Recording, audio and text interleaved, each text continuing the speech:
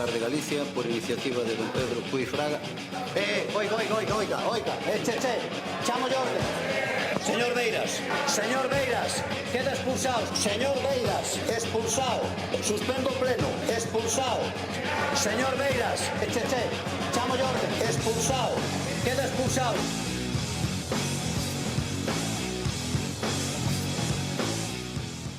Como decíamos, naceu en Vilagarcía no ano 1941. Cando bota a vista atrás, señor Fierros, como cambiou o mundo? Como cree que foron as cousas?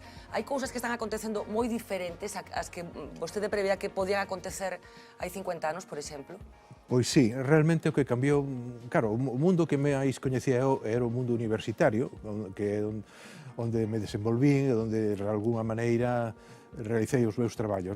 Naquela época, digamos que non había, en primeiro lugar, tanta presión como hai hoxe para publicar. Podíamos, de alguna maneira, non digo que dedicarnos ao que quixéramos, pero tiñamos moita máis liberdade. E, polo tanto, podíamos escoller. Claro, eu puiden... Bueno, a tese non, porque a tese era algo que, de alguma maneira, viña dirixido polo profesor Guitián, que era nese momento meu mestre. Pero unha vez que un leía a tese, que era o que tiña por obligación máis directa, despois un podía escoller perfectamente cal era o campo ao que se podía dedicar. Entón, para min esa é a principal diferencia, porque hoxe a xente que se mete na investigación ten uns límites moi reducidos para o seu traballo. Non é tan multidisciplinar, non abarca tanto está moi un punto de condicionado, vista. primeiro, pola presión de publicación. O sea, ten que publicar e publicar de determinados xeitos. Nos podíamos publicar, evidentemente, nas grandes revistas, porque era necesario. Daquela tampouco era tan importantísimo. Casi ás veces agora o objetivo é publicar, máis que investigar, non? E incluso, se queríamos, de alguma maneira, servir ao país ou ser útiles ao país, podíamos perfectamente facelo en publicacións que tiñan, digamos, un interese grande para o país, pero que, a mellor, desde o punto de vista científico, eran publicacións menos rentables. Non porque non foran boas, sino porque, a mellor, levaban moitísimo máis tempo facelas. Hoxe hai que estar publicando seguido. En que momento decidiu que quería ser científico, que quería investigar, observar o que acontecía ao seu arredor? Bueno, en primeiro lugar, digamos, a miña orientación cara a carreira de farmacia veu pola familia. Como é bastante normal, na farmacia hai moitas sagas de farmacéuticos. Meu pai e meu avó eran farmacéuticos e, de alguma maneira, casi estaba predestinado a ser farmacéutico. Por lo tanto, entrei na carreira de farmacia un pouco, non digo que obrigado, pero sí, vamos, era algo que non se discutía. Pero depois ali fun atopando realmente o meu sitio. Descubrín o que era a investigación, descubrín o que era a ciencia, descubrín, de certa maneira, tamén o que era a aplicación da ciencia a Galicia, porque ali estaba Muñoz Taboadela, que era o primeiro catedrático de edafoloxía que tivemos aquí en Santiago, tiñamos a don Benito Regueiro, que aplicaba a microbioloxía tamén a problemas de Galicia, tiñamos a Niceto Charro, que aplicaba aos problemas da alimentación. Quero dicir que non só aprendín as técnicas fundamentais da farmacia, sino que hubo determinados mestres que xa tiñan unha vocación e unha orientación cara á aplicación. Que algo fixeron aí na cabeza de Diáceros para... Quero dicir que nese sentido a vocación, de alguma maneira, por ser útil, de alguma maneira foi nacendo tamén na universidade. Bueno, nesa peripecia, si decía, iba a decir algo. Non, quero dicir que despois o ambiente tamén favorecía moito isto. Era un ambiente de moita ilusión, era un ambiente dos anos 60. Eu estive en París, pois prácticamente cando xa estaba xermolándose o maio francés, non? Eu estive nunha manifestación onde iba a estar Bertrand Russell, estaba Sartre, para contra a guerra do Vietnam. Quero dicir que había un ambiente... En Compostela o 68 asegura que tamén foi así, que estaban pasando tamén cousas en Santiago daquela. Daquela, non? Pero era un ambiente que realmente, de alguma maneira, o enfrontaba aún con os problemas do país e a necesidade de sair daquela situación e servir, de alguma maneira, o noso traballo á terra de Galicia, de alguma maneira. Por que de farmacia a edafoloxía? Como se produce ese tránsito de unha carreira que, como asegura, en principio aparece aí por razóns familiares, pero despois por que a súa formación avanza hacia ese territorio? Sempre o temos que explicar, non só aquí, sino, sobre todo, cando saíamos cara fora, que era algo realmente inusitado. Cando íbamos ao estranxeiro, usted que é farmacéutico, como se dedica á ciencia do sol? Pero mire, é que resulta que o primeiro gran, vamos a chamarlle, edafólogo que hubo despois da guerra foi Alvareda, era catedrático de farmacia, entonces, como daquela se podía facer case o que un quería, pois decidiu que a edafoloxía que se facía en España debía facerse a partir da carreira de farmacia. Entrou no currículo da carreira de farmacia, no Consejo de Investigacións Científicas tamén había moito farmacéutico, e, polo tanto, o estudo do solo era algo que é normal dentro que estivera vencellado a farmacia. A carreira. Hoxe xa non é así. Hoxe está... Sí, que se parece como que son disciplinas moi diferentes. Pero, bueno, quizás habría que explicar tamén a tradición da carreira de farmacia, que era unha tradición que cabalgou sempre con tres, vamos a chamarlle patas, non? A pata, vamos a chamarlle do medicamento, a pata da química e a pata do mundo natural.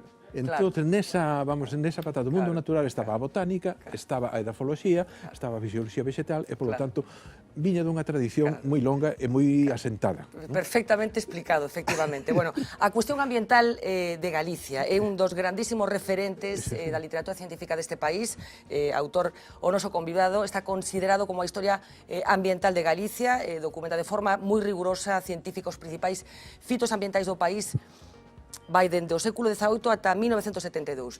Si tivera que destacar tres grandes fitos ambientais de todos estes anos, cales elixiría? Bueno, eu falaría quizáis de tres. Primeiro, o Padre Sarmiento. O Padre Sarmiento, xa con moita precocidade no século XVIII, foi o primeiro que loitou contra a imaxe que había dun mundo en progreso, un mundo en perfección. Feijóo, que era o seu irmán de hábito, creía que o mundo iba para mellor, o Jovellanos igual. Pero el non. El alertou que os recursos se estaban esgotando, que había que ter moito cuidado e, polo tanto, estaba utilizando xa unha das premisas fundamentais do ecoloxismo, o esgotamento dos recursos. O sea, que a primeira, vamos a chamarlle, o primeiro paso, importantísimo, porque foi, digamos, unha referencia española, o Padre Sarmiento. Cal sería o segundo? Pois eu quizáis me metería nas finais do século XIX e xa pensaría un pouco máis na saúde ambiental, que foi cando se descubriu, concretamente nas fontes de Santiago, que había tifus, que había a bacteria do tifus. Pero iso prácticamente ao ano seguinte de que se descubrira no mundo a bacteria do tifus, non?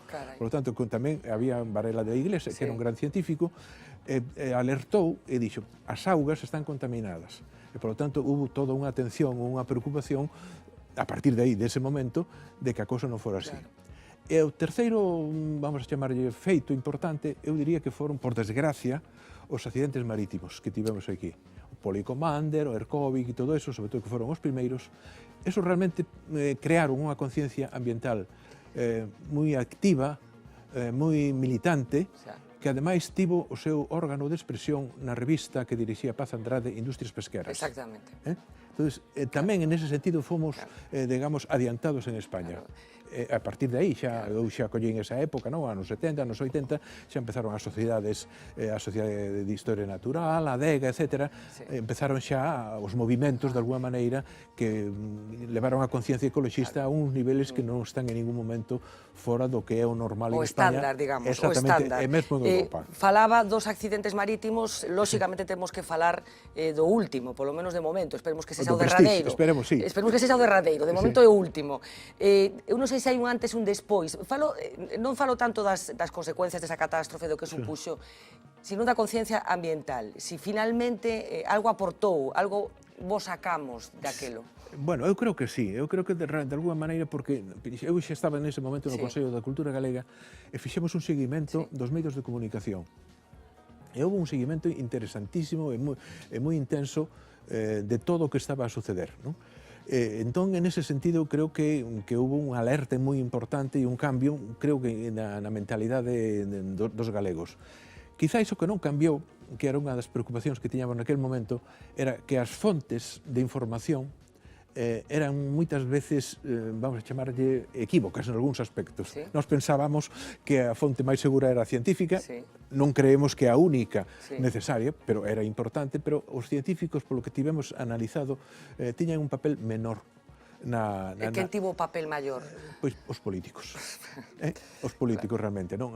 Eran os políticos os que achegaban máis noticias, os que transmitían... E así escoitamos as cosas que escoitamos aqueles días, non? E non sempre, digamos, que a visión que se daba de realidade era a máis acertada. Claro. Decía que cambiou a conciencia ecolóxica dos galegos, dos cidadáns, pero dos políticos, porque despois, pasados os anos, é moi recente a sentenza, e eu non sei se seguimos tendo problemas para que a xustiza, a administración, os políticos teñan esa mesma conciencia. Eu creo que se foron dando pasos. A verdade, moitas veces son pasos forzados, pero creo que se foron dando pasos porque se creou unha Consellería de Medio Ambiente que foi xenerando unha serie de proxectos, de programas, etc.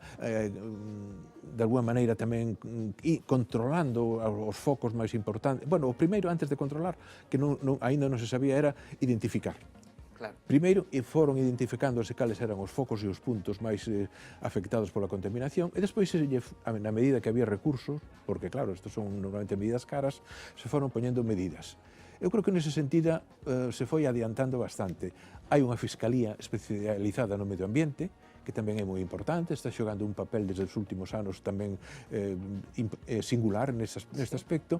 Eu creo que hai moitas cousas por facer. Pero que avanzamos, progresamos adecuadamente. No, claramente, se comparamos os anos 70, donde falar do medio ambiente era casi de pronunciar unha herexía, ¿no? Hoxe ninguén considera que eso sexa nada estrano. Claro. Hoxe é algo normal. Claro.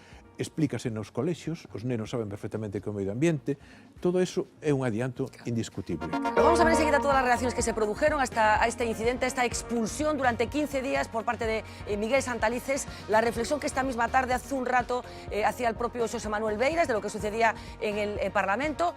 Os pido una primera impresión, que pido que sea breve, casi espontánea, de lo que os produce la visión de estas imágenes y de la tensión que se vio en el Parlamento. Manuel, empiezo por ti. Me parece que es una actuación repetida y me parece que además sirve para echar una cortina de humo sobre el auténtico debate, ¿no? Independientemente de que las formas no me parecen adecuadas, me parece que en un Parlamento de lo que se trata es de argumentar y que nunca hay que llegar a este nivel, pero sobre todo me parece que lo más penoso de todo es que aquello que se discutía, aquello que se presentaba, queda totalmente velado por la sobreactuación. Vamos a escuchar después, efectivamente, cuál era la propuesta de Xosé Manuel Beiras. Tuvo una intervención de 10 minutos para hacer una propuesta que tiene que ver con el Álvaro Cunqueiro, como saben, una fórmula muy cuestionada por todos los grupos de la oposición, por asociaciones de pacientes, por la sanidad pública, en fin, por muchas organizaciones. Lo veremos después porque efectivamente lo que se ha convertido en noticia es el incidente y no la propuesta de Beiras. Y te pido tu primera impresión, Roberto Blanco. Sí, bueno, como decía Manuel, lo decía muy bien, es un incidente, es una forma de actuar de Beiras, ¿no? Yo, si tuviera que resumirlo de una manera, diría, aparte de que es sonrojante, ¿no? Beiras está convencido de que tiene una legitimidad de la que carecen los demás diputados. Él cree que tiene un principio de legitimidad que es distinto del de los demás diputados. Los demás diputados están allí porque los ha elegido el pueblo y él cree que está allí por otra razón, que tiene un principio de legitimidad que le permite insultarlos, increparlos, enfrentarse con ellos, dirigirse a ellos en mal tono, y cree que eso lo puede hacer él solo y no lo pueden hacer los demás porque él es distinto. Esto ¿Es distinto Beiras, Gonzalo? Sí, pero vamos a ver. Tiña un profesor de microeconomía que na primeira clase dedicou a primeira semana inteira, non a primeira clase, dedicou a explicar un concepto moi importante que é o de hortera. Entonces dedicamos una clase... Hortera. Hortera. Dedicó una semana a explicar qué es ser hortera. Y decía o profesor de microeconomía que cuando él estudiaba na universidade se iba de traxe e corbata e había moita formalidade, hoxe non existe tanta. Y un profesor que se fuera a Estados Unidos volvera con una americana de equipo de hockey o rugby, sí, así... Una bomber. Que se una bomber sí. Que era unha cosa absolutamente chamativa na universidade daquela época. Si calquera outro hubiera posto esa bomber, sería un hortera, pero en él era normal. Entonces, eu creo que todos aceptamos que Beiras é un personaxe con un certo grado de vehemencia, e esa vehemencia de Beiras... Todos non, eu non. Eu creo que moitos, Todos non digas todos. Eu creo que moitos aceptamos ese grado de vehemencia en Beiras, e hai unha parte desa vehemencia que está descontada. Eu creo que o xesto de petar encima da mesa de outro diputado va por riba de esa vehemencia, me parece excesivo, e me parece que efectivamente oscurece o discurso que se quería poñer en riba da mesa, oscurece a xestión que se está facendo do Álvaro Cunqueiro, que é o verdadeiramente relevante, e nos leva a unha visión tanto bochornosa do Parlamento. Tamén creo que o presidente da Cámara levantado sinalando co dedo non mellora excesivamente a situación, pero isto non xustifica Efectivamente, a esa excesiva... xestión desta situación por parte de Miguel Santalices nada ten que ver ca xestión que fixera no seu momento Pilar Rojo dun incidente semellante cando a mesa na que petou foi a de Alberto Núñez Feijóo e non a de Miguel Tellado. Pablo Arangüena. Descoñecendo os antecedentes desta reacción por parte de Beiras, non? Que, en fin... Bueno, despois imos ter ocasión, pero basicamente ten que ver ca actitude de Miguel Tellado durante a súa explicación do que estaba acontecendo no Álvaro Cunqueiro e considera que Tellado estaba ríndose e ele considera que esa risa de Tellado identifica o Partido Popular cunha certa desprezo á ciudadanía. En todo caso, nese contexto dun debate que pode ser máis ou menos vivo, eu penso que o que non se poden é perder as formas nun Parlamento, non? Porque se degrada, digamos, a labor parlamentaria, se perden as formas, sobre todo como está facendo Beiras nos últimos tempos. Para min, houve un Beiras que é moi valorable e que fixo aportacións e que dinamizou en boa medida a política galega nunha época, non? A última etapa de Beiras, na miña opinión, non está á altura do Beiras de antes, non? Entón, probablemente, a última etapa de Beiras, na miña opinión, sobra. Insisto, nun Parlamento pode haber un debate vivo. Beiras sí que ten certa singularidade que todos lle recoñecemos, eso non significa, evidentemente, que estea por riba das normas, non? Nen por riba das formas, das normas nin das formas. Pero sí que, bueno, se lle admite esa vehemencia, esa forma de expresarse. Pero esas aportacións que decías que lle recoñeces a Beiras non incorporan esta última etapa. Falo de cando a Alternativa Galega de Esquerdas aparece no panorama político galego anticipando o fenómeno de Podemos.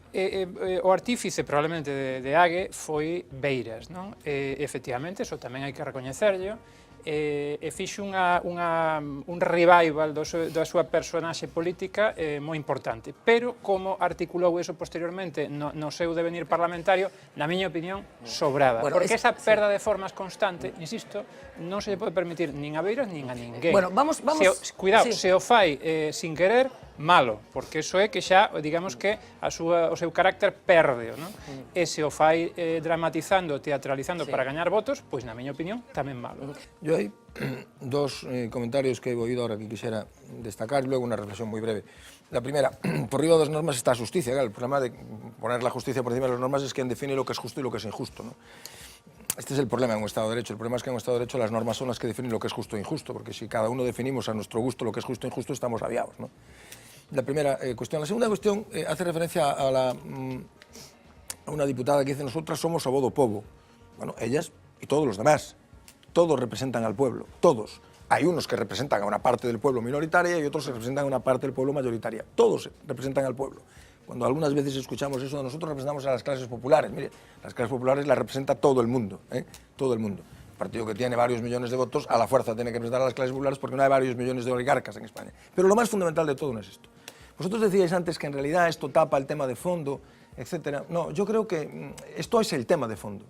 El tema de fondo es el siguiente: si todos los diputados a lo largo de esta legislatura se hubieran comportado como se comportan los diputados de AGI, muy especialmente Beiras, el Parlamento sería invivible. Y esto es importante decirlo. Es decir, cuando en una casa hay un niño malcriado, con un niño malcriado se puede vivir. Uno no puede vivir con 7 niños malcriados, porque estarían a la greña todo el día. Beiras cree que él puede hacer lo que no pueden hacer los demás, que puede insultar, que puede pegar en los escaños, golpear en los escaños, encararse directamente con la gente. Imaginemos por un momento lo que ocurriría en el Parlamento si los 75 diputados del Parlamento de Galicia hicieran lo mismo. Imaginemos lo que ocurriría en el Parlamento de España si los 350 diputados hicieran lo mismo. Sería invivible. El Parlamento sería un lugar de confrontación, de pelea, de combate y no un lugar de diálogo.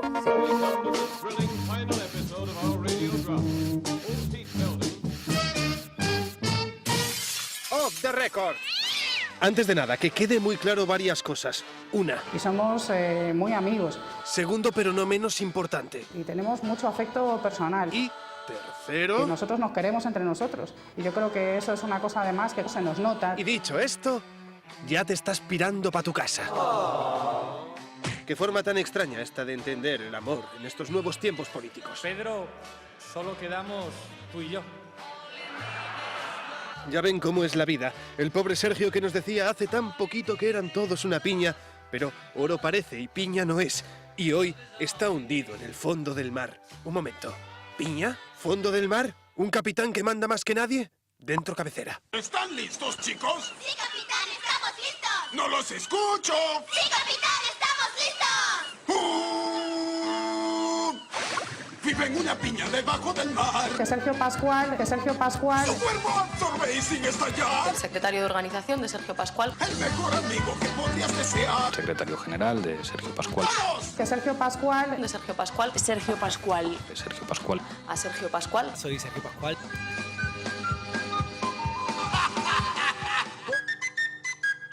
Porque Podemos son una organización especial. Recopilemos. Su propuesta de gobierno se basa en el amor. Sus crisis no son crisis, sino que son... Bueno, yo creo que ha habido problemas de organización interna. Que suena un poco, solo un poco, a eso de vieja política. É un tema absolutamente interno e de organización interna. Pero no lo es, porque en Podemos... Pasan cosas. Y sin embargo, los partidos del régimen, como el PP... Hacen cosas. Que son cosas... Cosas. Muy distintas. Por supuesto, por supuesto. Porque luego, sin embargo, ellos son una organización que es transparente. Tan transparente que públicamente se dicen... Del beso nos vais a librar y lo sabe toda España. O... Amar no es mirarse el uno al otro, es mirar juntos en la misma dirección. O... Acabo de enviar esta carta. Defendamos la belleza. Por tanto, quede claro, transparentes. Y no un poco transparentes o bastante transparentes, sino que... Completamente transparentes. Diríamos incluso Una más. organización completamente porosa. Vamos, que sudan transparencia y asamblearismo en sus Que decisiones. participe el conjunto de la ciudadanía. Lo cual no es óbice que cuando hay que tomar una decisión de las de verdad se aparque el asamblearismo por un ratito solo. Cuando Pablo toma esta decisión. el puto jefe, el puto amo. En fin, que esto no es una crisis, que estos son los problemas propios de la sublimación del amor, que cuando haya una crisis de verdad ya lo notarán, pero no en forma de dimisiones, ni de excisiones. No, se lo notarán en sus ojos. En el momento en el que nos dejen de brillar los ojos cuando hacemos política, estaremos perdidos y perdidas.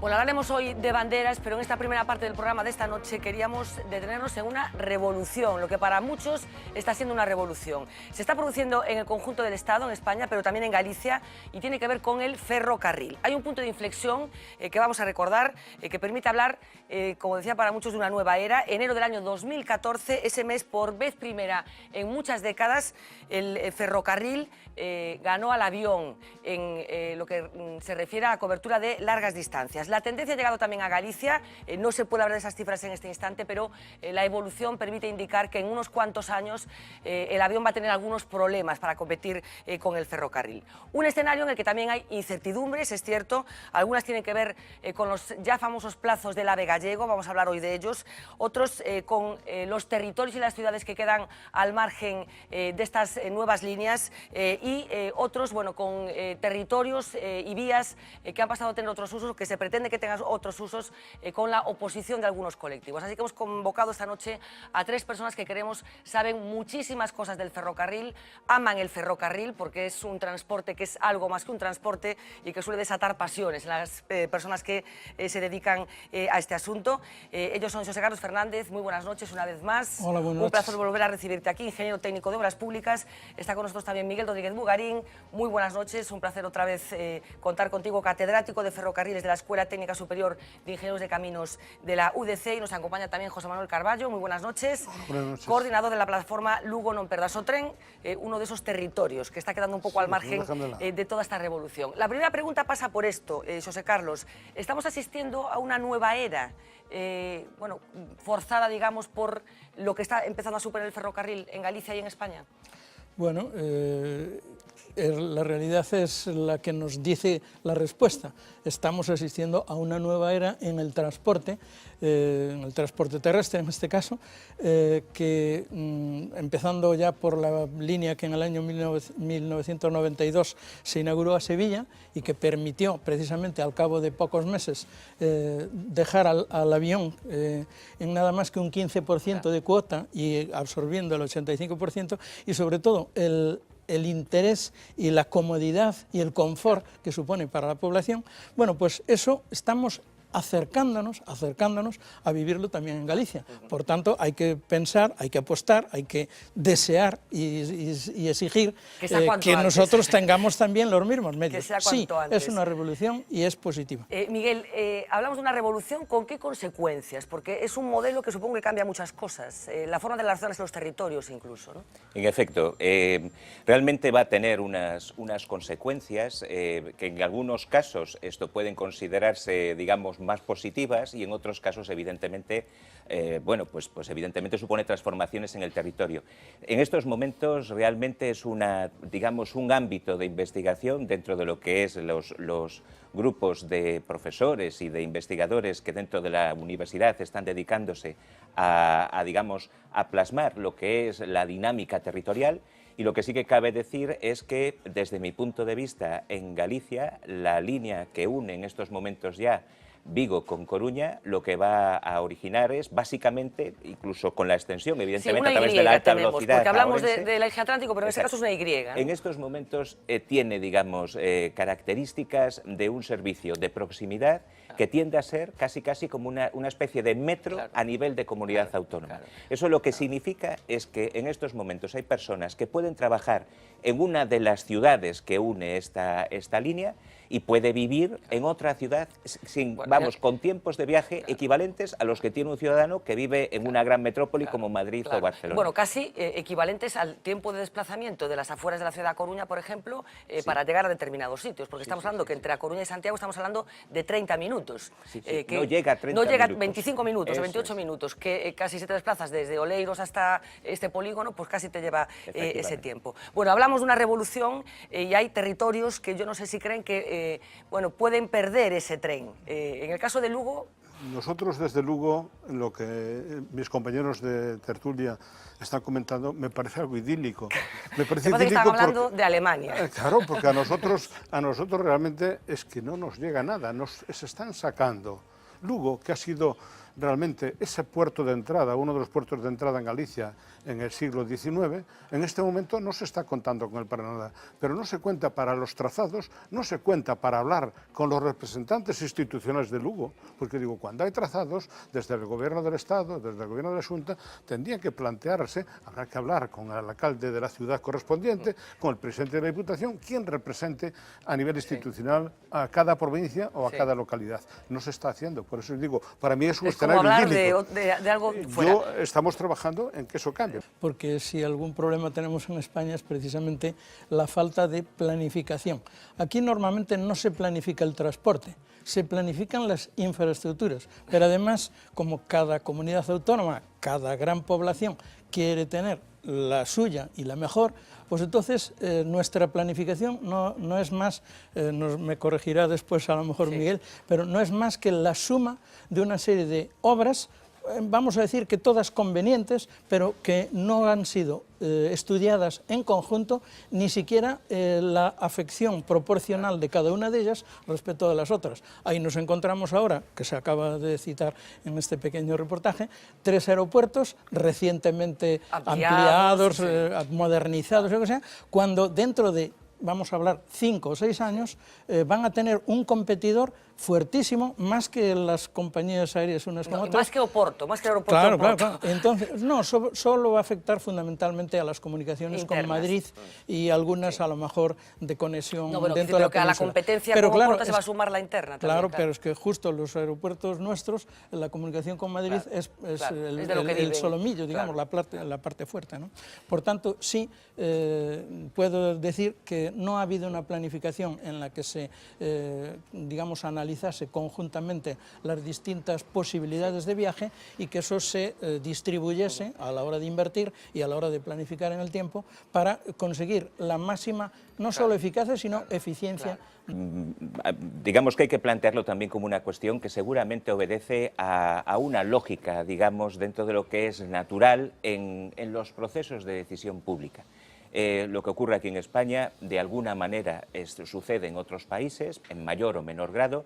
Todos tienen planes directores, España también lo tiene. En el fondo, toda la sucesión de planes de transportes, por recordar incluso los últimos, el PITBI es un plan de transportes, de infraestructuras y transportes, Pero ¿qué ocurre? Que al final, evidentemente, igual que ocurre a nivel de la Unión Europea con respecto a toda Europa, incluso a esos niveles, evidentemente, digamos, lo que es la opinión pública a nivel, digamos, del territorio, lo que evidentemente demandan. Aquí se está viendo. Yo no sé si la opinión pública finalmente o los políticos que inducen que la opinión pública quiera determinadas cosas. Porque, perdón, lo que apuntaba José Carlos, ¿qué sentido tiene, desde un punto de vista eminentemente práctico y de reparto de la riqueza, que es limitada, tiene planificar unas ampliaciones de los aeropuertos cuando ya se sabía que el AVE iba a tener una influencia directa en esas infraestructuras? Sí, pero vamos a ver, hay una cuestión que es clara y yo creo que se puede poner bien claro los ejemplos de Coruña o del aeropuerto de Vigo.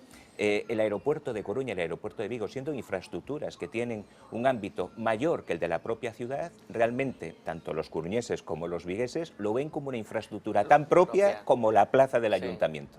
¿De acuerdo? Y en ese sentido, cualquier merma que pueda suponer en cuanto a infraestructuras o servicios esos aeropuertos lo ven como una cuestión, digamos, casi personal. Claro, entonces, y los políticos nos atreven a contradecir, ahí es donde vamos. Mire, en Europa hay una política que siempre se quiere llevar, que es lo que se llama top to down, es decir, vamos desde arriba, desde Bruselas, lo hacemos muy desapasionadamente porque estamos lejos de los territorios y hacemos lo que sea conveniente para que Europa funcione bien. La última modificación de las redes transeuropeas de transporte se intentó hacer de esta manera.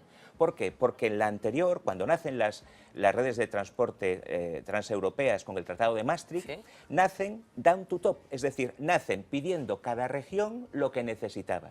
Y evidentemente es un guirigay que ya es difícil de conectar.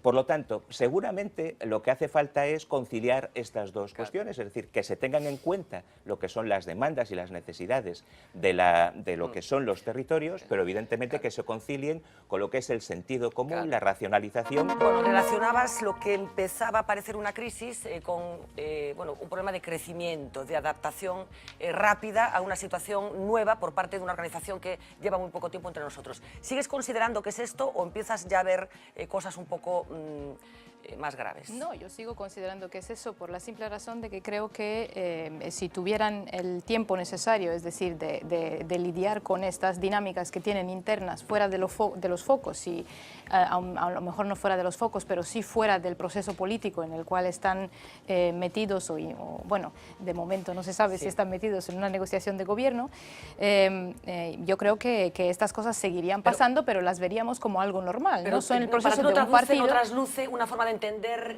la gestión política, la gestión política interna y el poder, en definitiva? No, yo creo que ahí pasan dos cosas. Yo creo que Podemos empezó con un planteamiento de organización interna que atrajo a mucha gente, ¿no? Primero atrajo a las filas del partido y luego atrajo votantes.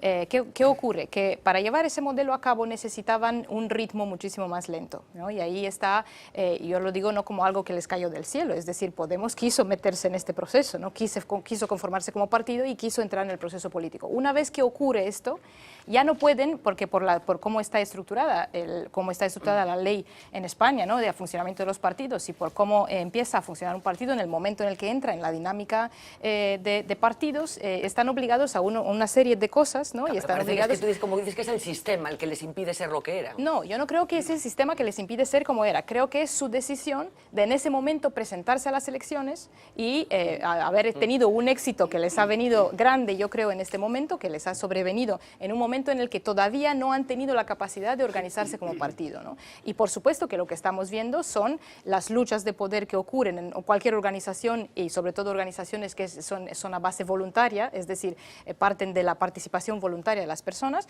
Hay una lucha de poder para colocarse y para definir cuál va a ser en el fondo la estrategia del partido y el modo de posicionarse del partido en el proceso político. A ver, Ernesto, ¿crees que es una crisis de crecimiento simplemente? Sí, yo creo que el origen es una crisis de crecimiento.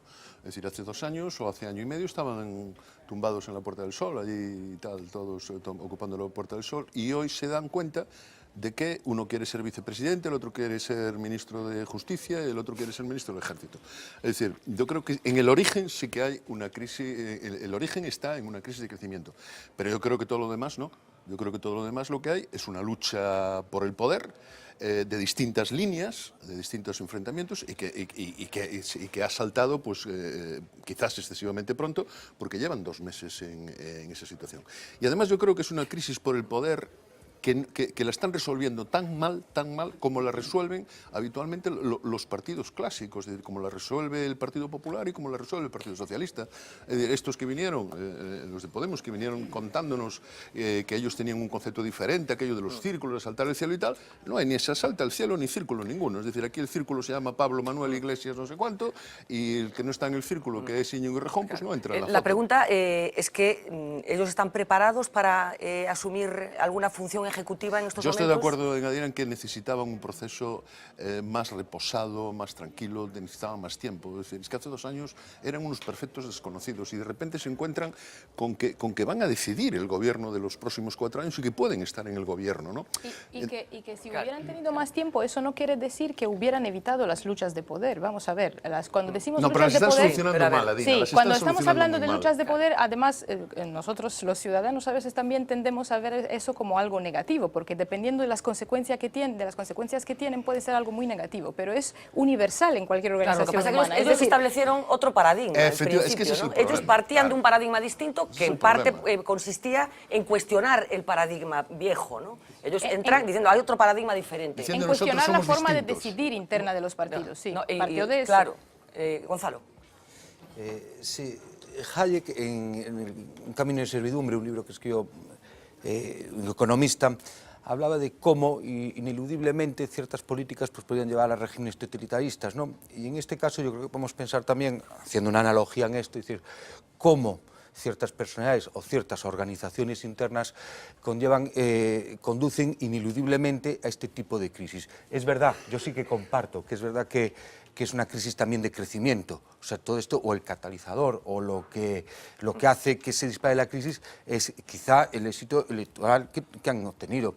Si no tuviesen ahora mismo la posibilidad de configurar un gobierno, si no tuviesen la posibilidad de formar parte de un gobierno, de ser vicepresidente, de ser ministro, de todo esto, es verdad que a lo mejor esta crisis no la vivirían ahora.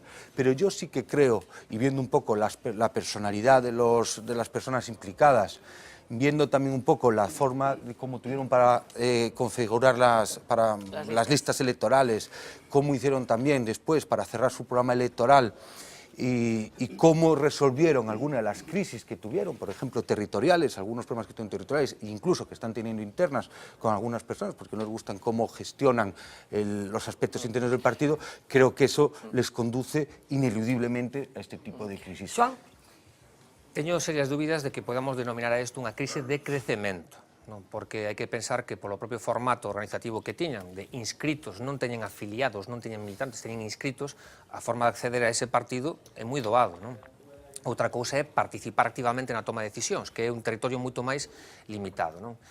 A crise é algo que está presente na curta historia de Podemos desde os seus inicios. Conflitos en círculos locais, aquí en Galicia xa houve uns cantos, a situación interina que se está dando, donde un secretario xeral o sigue sendo, pero sin competencias, con unha xestora, é algo moi chamativo, non?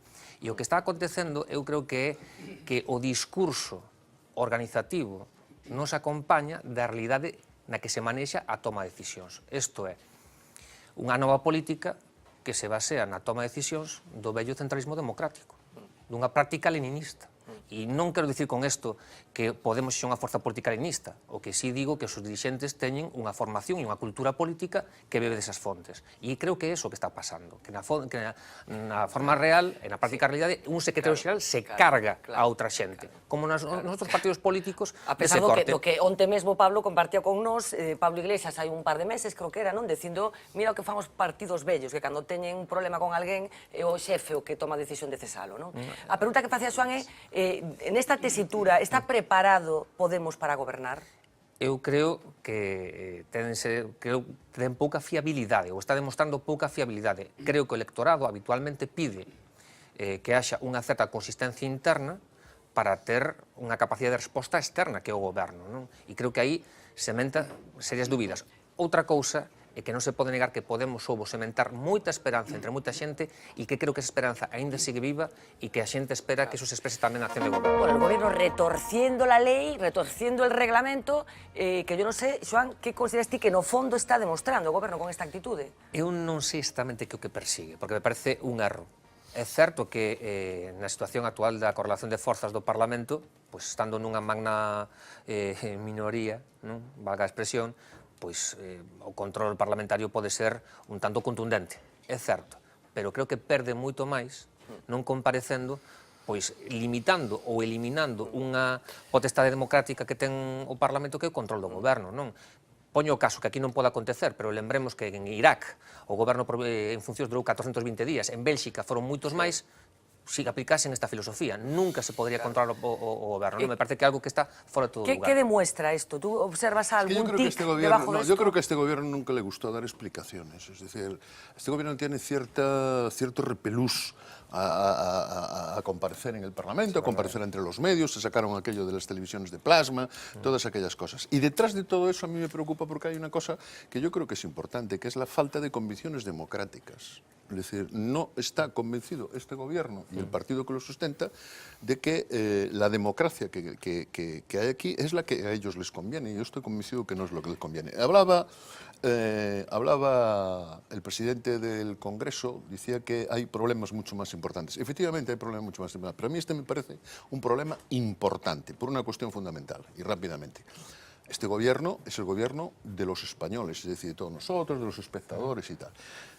Pero nuestra soberanía está en el Parlamento, y este gobierno está sometido, este y cualquier gobierno está sometido al Parlamento, y me parece una falta de respeto. Y por cierto, no sé lo que persiguen, pero lo que persiguen, estarás de acuerdo conmigo, en que es algo suficientemente analizado, estudiado, matizado y... Sí, pero non alcanzo a ver. Me parece bueno, claro, tendrías que ponerte en su papel. Sí, primero, no comparto lo que dice Ernesto para nada. Es más, yo creo que antes de decir lo que dices, debías de comprobar si realmente este gobierno es el que menos ha comparecido y el que menos ha acudido a las sesiones de control, o por el contrario, pasará la historia como el gobierno del plasma, o por el contrario, el gobierno del plasma. El plasma no es el lenguaje parlamentario. Entonces no hagas ese juego, no hagas esa confusión. No hagas esa confusión. Perdona, Ernesto, no hagas esa confusión. Yo te estoy hablando de las sesiones parlamentarias de control, que es de lo que estamos hablando. Pasará el gobierno de la corrupción, no del plasma. Me extrañaba que no te pusieses estupendo con esto. Me extrañaba. El gobierno de la corrupción, organización criminal. Tú quieres convertir en normal lo que no es normal. Lo normal, lo lógico es que después de las elecciones se hubiese constituido la Cámara, que los miembros de esa Cámara hubiesen elegido a un gobierno y sobre ese gobierno se ejerce, el Parlamento, las funciones tanto de impulso como de control. Eso es lo lógico y eso es lo normal. Un gobierno en funciones tiene completamente limitadas su capacidad de gobierno y por lo tanto el control que se ejerce sobre ello tiene que ser igual, limitado. No tiene sentido que las sesiones de control ordinarias de un Parlamento se estén ejerciendo sobre un gobierno al que no ha depositado ni la confianza, al que no le han mandado, no ha tenido ningún mandato.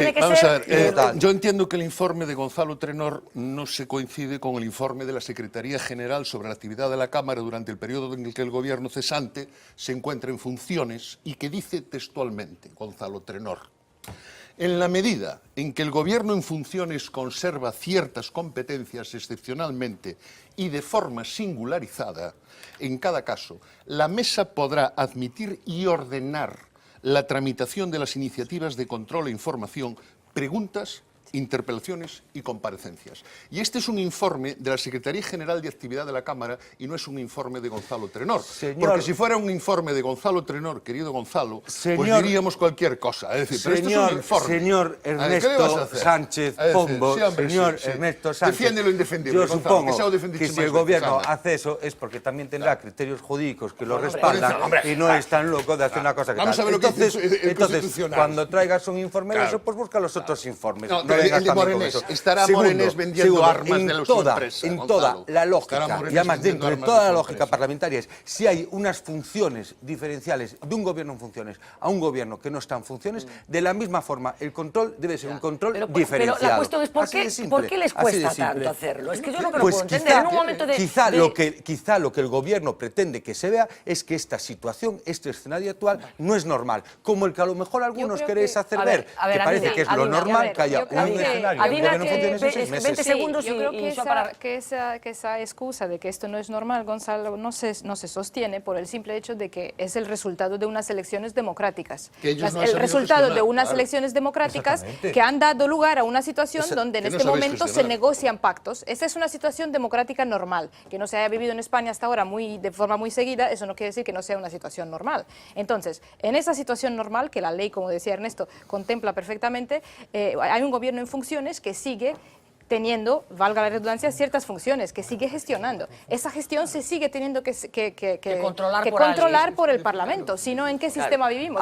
Y además, ¿cómo puede un gobierno negarse? Es que a mí no me entra en la cabeza que un gobierno se pueda negar, claro, una democracia asentada como es España, se niegue a comparecer y a dar explicaciones, aunque sea sobre el día a día y sobre las cuestiones que ¿Sabes dónde va a ocurrir eso? En Venezuela. Eso va a ocurrir en Venezuela. Que nos gusta ese ejemplo mucho. O goberno actual, en funcións, dá dous argumentos para decir que non se somete. O primeiro, que di que é algo excepcional que un goberno en funcións, efectivamente, pero outro di que non goza da confianza da Cámara. Bueno, calquer goberno de coalición que racha implica entón que ese goberno non vai poder dar explicacións. Claro. Que é algo... O 11M, aquel goberno en funcións non deu explicacións no Parlamento.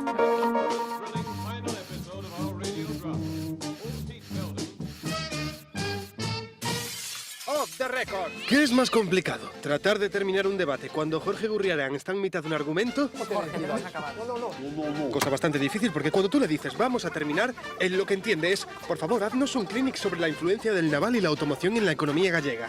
Naval, por ejemplo, que es un muerto. O la otra opción, tratar de controlar a Tuco Cerviño cuando entra en Barrena. O PSOE non é así. Que PSOE? Partido Socialista Obrero Español, PSDG-PSOE. Pero non seas irónica. Porque meten un cóctel tocarle su querido Partido Socialista. A ver, eu que creo... Son así de contundente coa historia do Partido Socialista. Añadan a la ecuación a un Carlos Aymerich, experto en sacar de sus casillas al tertuliano que más le cuesta permanecer en sus casillas.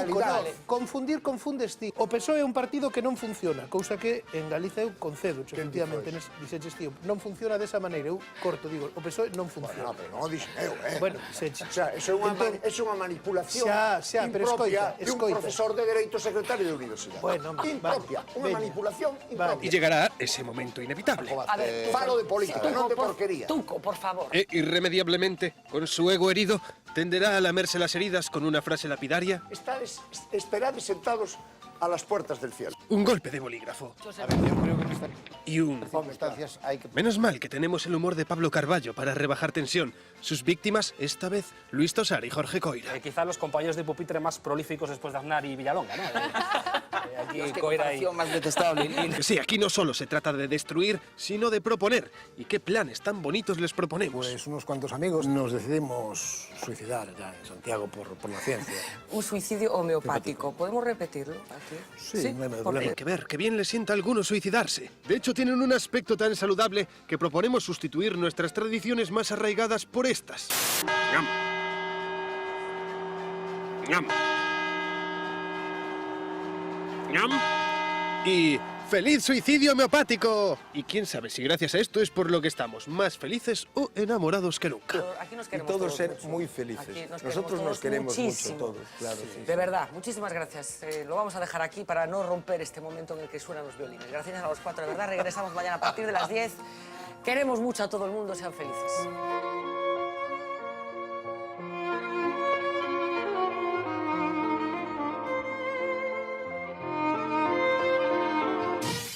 Off the record.